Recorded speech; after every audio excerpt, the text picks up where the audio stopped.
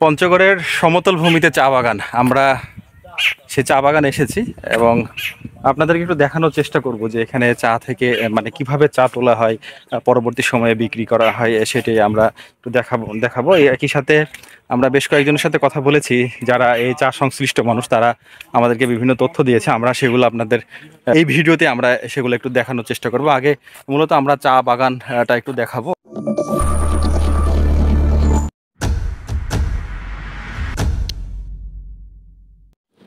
আগের দিন রাতে রাজশাহী রেলওয়ে স্টেশন থেকে বাংলাবান্ধা ট্রেনে রওনা হই পঞ্চগড়ের উদ্দেশ্যে। সারা রাত শেষে আমরা পৌঁছাই পঞ্চগড় রেলওয়ে স্টেশনে। সেখান থেকে নামার পরে অটোতে আমরা তেঁতুলিয়ার উদ্দেশ্যে রওনা হই। সড়কপথে তেঁতুলিয়াতে যেতে অনেক সুন্দর অনেক কিছু চোখে পড়বে, তার মধ্যে অন্যতম হচ্ছে চা বাগান। সমতলের চা বাগান রাস্তার দুপাশে রয়েছে, আপনারা নিশ্চয়ই গেলে সেটি দেখতে পাবেন। খুব সুন্দর চা বাগান। ভারতীয় যে বর্ডার, সে বর্ডার ঘেঁষা অনেক চা বাগান রয়েছে, এপাশে ওপাশে দুপাশেই অনেক চমৎকার চা বাগানগুলো। আমরা চা বাগানগুলো দেখতে দেখতে একসময় পৌঁছে যাই পঞ্চগড়ের তেঁতুলিয়া উপজেলায়। সেখানে আমরা কিছুক্ষণ অপেক্ষার পরে আবার পুনরায় সেই তেঁতুলিয়ার বিভিন্ন যে চা বাগান, সেই চা বাগানগুলো ঘুরতে বের হয়। এসব গাছ কতদিন বাঁচে? চায়ের গাছ 100 বছর আছে। 100 বছর কি এরকমই পাতা আসে? হ্যাঁ, এইভাবে পাতা আছে, এইভাবে পাতা আসবে, এর তো বেশি আসবে। এইসব গাছের বয়স কত? 7 থেকে 8 বছর। 150 কেজি 200 কেজি ভালো ভালো 200 কেজি 200 কেজি তুলতে পারেন? হ্যাঁ 150। চায়ের ফল কেমন দেখতে? ওরা তবে চা বাগানিরা বলছেন শ্রমিকের মজুরি, কীটনাশক এবং পাতা বিক্রির সময় যে কমিশন, সে কমিশনের কারণে তাদের বর্তমান সময়ে লাভ কম হচ্ছে। নাই লাভ হয় না কেন এখন? এখন মনে হয় কীটনাশকের দাম বেশি, পাতার পার্সেন্টেজ বেশি। মনে হয় যদি ফ্যাক্টরিতে নিয়ে যায় অর্ধেকেই ওরা নেয় পার্সেন্টেজ, আর অর্ধেক ছেড়ে দেয়। অর্ধেক মনে হয় ফ্যাক্টরিতে নেয়। এখন এইখানে তো কীটনাশকের দাম আছে, পাতা কাটার দাম আছে, লেবারের দাম আছে, তাতে আমাদের ঘর থেকে আবার 2-4 হাজার টাকা লস যাচ্ছে। তাই মানে আগে লাভ হতো, এখন লস হচ্ছে কেন? এখন আগে কেন লাভ হতো? আগে কোনো পার্সেন্টেজ ছিল না। পার্সেন্টেজটা কি যদি খুলে বলেন? পার্সেন্টেজ হইল মনে হয় এখন আপনি মনে হয় আমার কাছে 1 মণ ধান ক্রয় করলেন, আচ্ছা, ওখান থেকে মনে হয় 50% আপনি নিয়ে নিলেন যে এটা ফ্রি, না হলে আপনার ধান নিব না। এটা কি থার্ড পার্টি দালাল এরকম বিষয়টা? দালাল না, ফ্যাক্টরিতে, প্রতিটা ফ্যাক্টরিতে এইভাবে ওরা মিটিং করে এইটা করছে। আমার পেছনে কি দেখছেন আপনারা? চা বাগান। আমরা এই যে এটি কিন্তু সমতলের যে চা বাগান, সেটি কিন্তু আসলে যারা সিলেটে চা বাগান দেখেছেন, আমরা চলুন একটু পুরো চা বাগান একটু ঘুরে দেখাই। মোট কতটা ফ্যাক্টরি আছে? ফ্যাক্টরি বহুতগুলো আছে, যত ফ্যাক্টরি হইতেছে তত চোরা চালান বেশি হইতেছে। চোরাচালান বলতে মানে পার্সেন্টেজ বেশি, দালাল বেশি, আমরা সরাসরি পাতা বিক্রি করতে পারতেছি না। মানে আপনাদেরকে ঠকাচ্ছে যারা, মানে এখন কৃষক। ফ্যাক্টরি মনে হয় 17 টাকা রেট করছে, সরকারি রেট 17 টাকা। কারণ আমরা যদি সরাসরি ফ্যাক্টরিতে পাতাটা দিয়ে আমরা 17 টাকা রেট পাবো, কিন্তু আমাদের কাছ থেকে নিতেছে না, আবার এখানে দালালের মাধ্যমে দিতে হয়।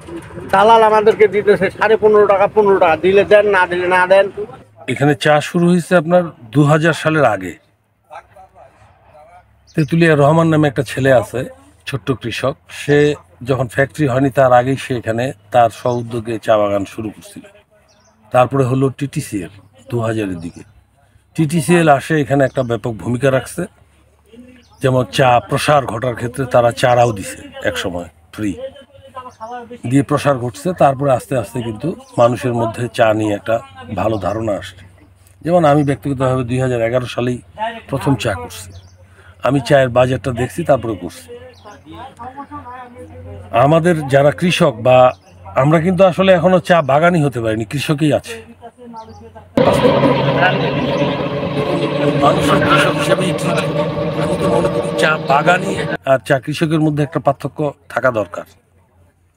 সেটা হয়। আমরা কৃষকপতি আছি, আমাদের চায়ের যে উত্তরণটা ছিল এবং উত্তরণটা খুব তাড়াতাড়ি হয়েছে এবং 10,500 হেক্টর জমিতে আমার যেটা ধারণা পঞ্চগড় জেলায় চা বাগান আছে। এইটা এখন কমের দিকে এই কারণে যে চায়ের বাজার খুব খারাপ। চা যেমন কাঁচা চা পাতার বাজার খারাপ, আবার আমরা যেটা তৈরি করি চা ফ্যাক্টরিতে সেটারও বাজার ভালো না হওয়ার পিছনে কারণ নীতিমালার, আমার যেটা ধারণা, এটা ব্যক্তিগত ধারণা বলতেছে, নীতিমালাটার পরিবর্তন হওয়া উচিত।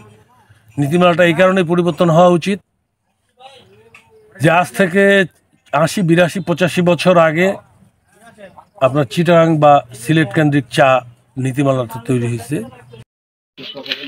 নাই একটা খুশিও নাই। আমার দরকার খুশিটা, আগাটা, অর্থাৎ আপনি লাউয়ের যদি শাক কিনে নিয়ে যান বাড়িতে ভাবিকে তো নিশ্চয়ই রান্নার জন্য দিবেন না? ভাবি কোনটা নেই,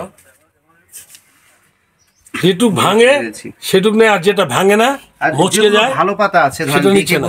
যেগুলো ভালো পাতা এখন আমি ভালো পাতাই হোক, সাইজটা হলো আপনার মানে 12 ইঞ্চি, 14 ইঞ্চি, 18 ইঞ্চি লাগবে, এতটুকু আমার লাগবে 4.5 ইঞ্চি, অনুমোদিত হলো 4.5 ইঞ্চি, 4.5 পাতা।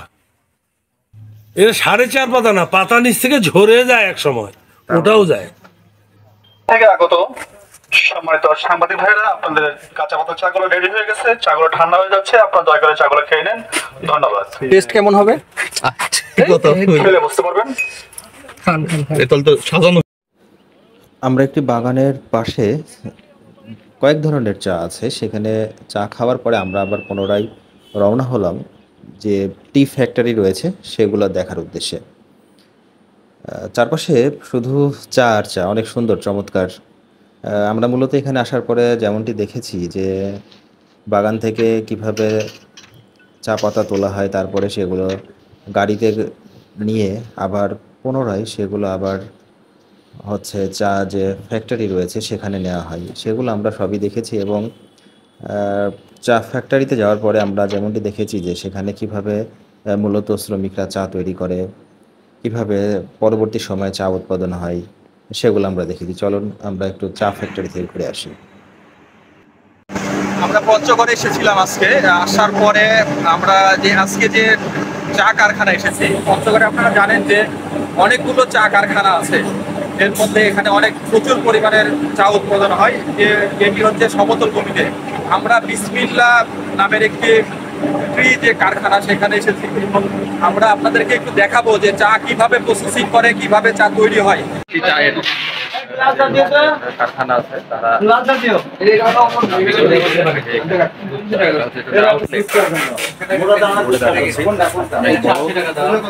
অনেক সুন্দর।